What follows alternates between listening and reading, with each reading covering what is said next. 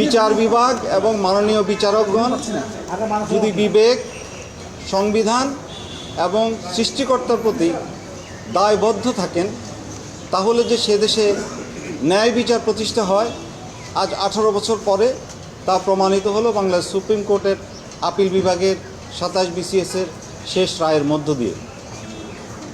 দেশের নির্বাহী বিভাগ সম্পূর্ণ অন্যায়ভাবে রাজনৈতিক কনসিডারেশনে প্রায় 1200 মধ্যবিত্ত এবং নিম্ন মধ্যবিত্ত করে ছেলেরা যারা বিভিন্ন বিশ্ববিদ্যালয় থেকে লেখাপড়া শেষ করে 27 BCS-এ উত্তীর্ণ হয়েছিল তাদেরকে বাদ দেওয়া হয়েছিল।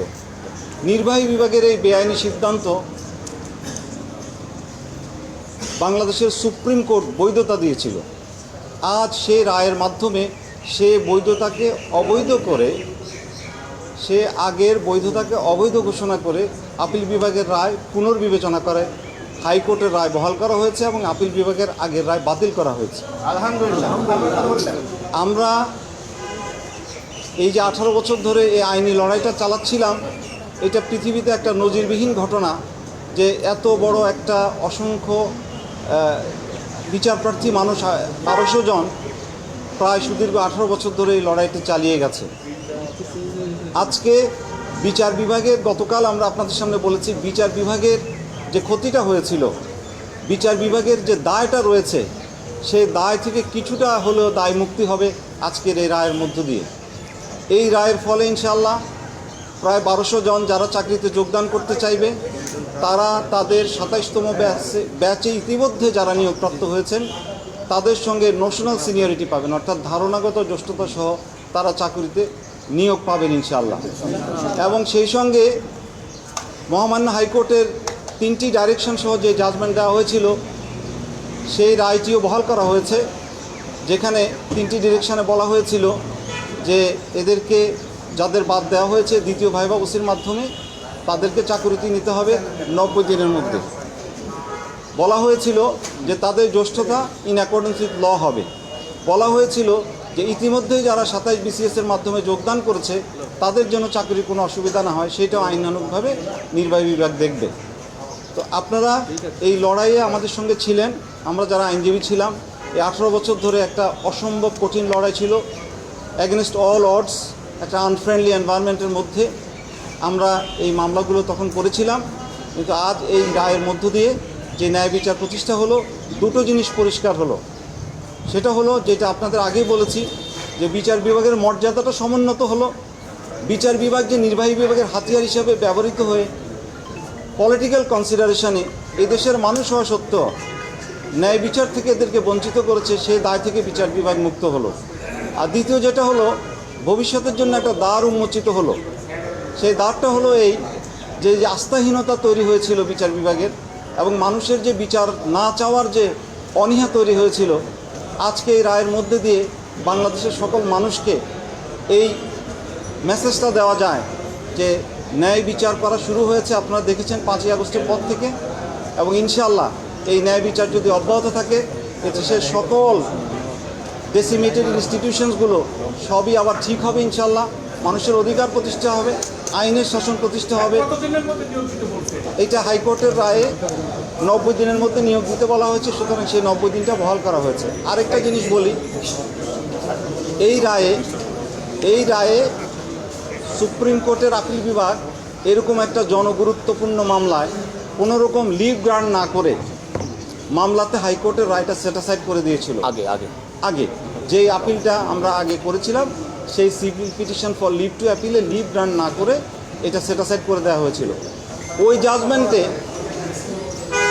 মহামান্য হাইকোর্টের যেই অথর জাজ ছিলেন বিচারপতি, আমি তার নাম বলছি না, সম্মানিত বিচারপতি, তার সম্পর্কে তৎকালীন প্রধান বিচারপতি বহুল আলোচিত, উনি অনেক অ্যাডভার্স রিমার্ক করেছিলেন এবং স্ট্রিকচার দিয়েছিলেন। আজকে এই মামলা শুনানির পরে সেই স্ট্রিকচারগুলো আর থাকলো না এবং মাননীয় প্রধান বিচারপতি মহোদয় এটা কোর্টে একটা পজিটিভ ইতিবাচক আচরণের মধ্যে দিয়ে বলেছেন যে সেই স্ট্রিকচারের বিষয়টিও টেক কেয়ার করা হয়েছে। তো এখানে আজকে এই রায়ের মধ্য দিয়ে একটা দুটো জিনিস না, অনেকগুলো জিনিস পরিষ্কার হলো। এক, সৎভাবে সাহসের সঙ্গে যে সমস্ত বিচারপতিরা প্রতিকূল পরিবেশে রায় দিয়েছেন তাদেরকে সাময়িকভাবে বিপর্যস্ত অসম্মানিত হতে হলে আলটিমেটলি সত্যের বিজয় হয়েছে এবং তাদের ডিগনিটিটা ফেরত এসছে। সেই সঙ্গে বাংলাদেশের এই সাধারণ গরিব মানুষের ছেলেরা যারা বিসিএস দেওয়ার স্বপ্ন নিয়ে বিশ্ববিদ্যালয়ে ভর্তি হয়, তাদেরকে আর পলিটিক্যাল কনসিডারেশনে এইভাবে বাদ হইতে হবে না। তৃতীয় হলো ন্যায় বিচার যা হারিয়ে যাচ্ছিল তা আবার কোনো প্রতিষ্ঠিত হলো ইনশাআল্লাহ। আপনাদের সবাইকে ধন্যবাদ।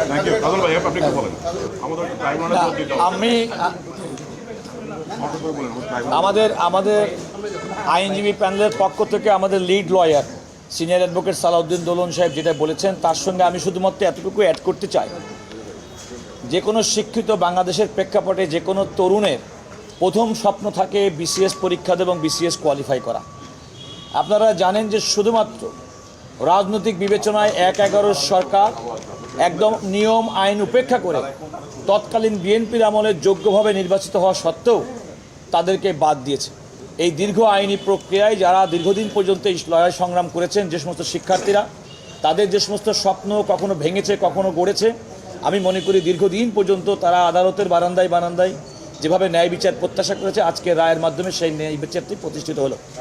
আরেকটি রায়টি হচ্ছে যে ইতিপূর্বে আপিল বিভাগ, যে কথা সালাউদ্দিন দোলন সাহেব বলেছেন, ইতিপূর্বে আপিল বিভাগ লিভ গ্রান্টিং ছাড়া হাইকোর্টের দেওয়া রায়, যে রায়টি এই ১১৩৭ জন বিসিএস উত্তীর্ণ প্রার্থীর পক্ষে ছিল, সেই রায়টি বাতিল করে লিভ গ্রান্টিং ছাড়া যে রায়টি ইতিপূর্বে আপিল বিভাগ দিয়েছিল, আজকে রায়ের মাধ্যমে সেই রায়টি বাতিল হলো। অর্থাৎ আপিল বিভাগ আজকে পূর্বের আপিল বিভাগের দেওয়া রায় বাতিল করলো এবং হাইকোর্ট বিভাগের যে রায়ে এই ১১৩৭ জন ব্যক্তির চাকরি ফিরিয়ে দেওয়ার ব্যাপারে নির্দেশনা ছিল, সেটি পুনরুজ্জীবিত হলো। অর্থাৎ আমাদেরকে মনে করতে হবে যে হাইকোর্ট বিভাগ যে রায়টি দিয়েছিল সেই রায়টি হচ্ছে এই ২৭তম বিসিএসের উত্তীর্ণ পরীক্ষার্থীর ১১৩৭ জন্য প্রযোজ্য হবে। ঠিক আছে।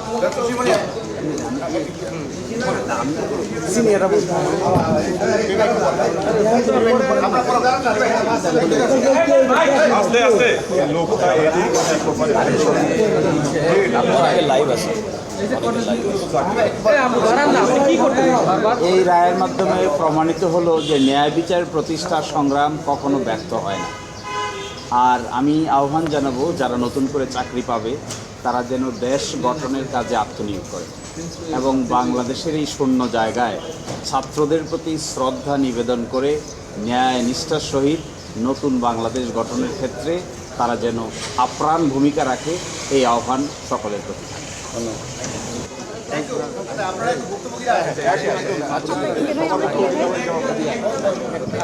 জায়গাটাও কোনো সারাক্ষণ আসেন একটু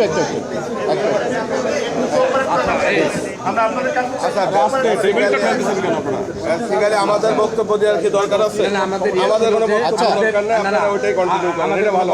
আচ্ছা ঠিক আছে, ওটাই এনার, আমাদের কোনো বক্তব্য নেই এখানে। শুনেন,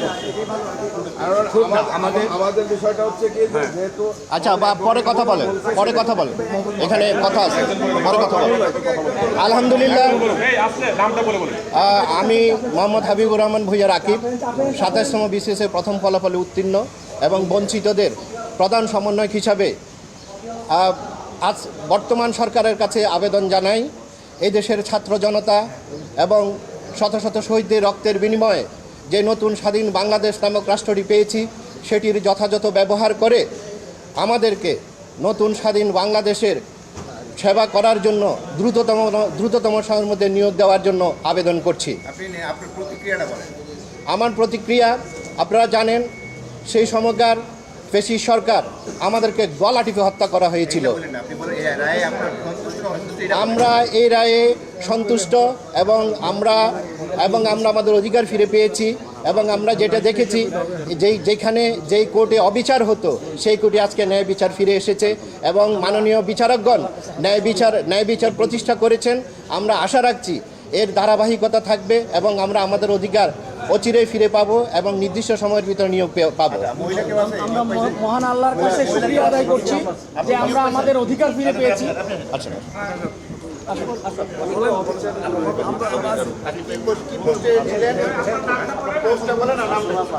আমি ডক্টর মাসুমা 27 BCS-এ প্রথম ফলাফলে উত্তীর্ণ হয়েছিলাম।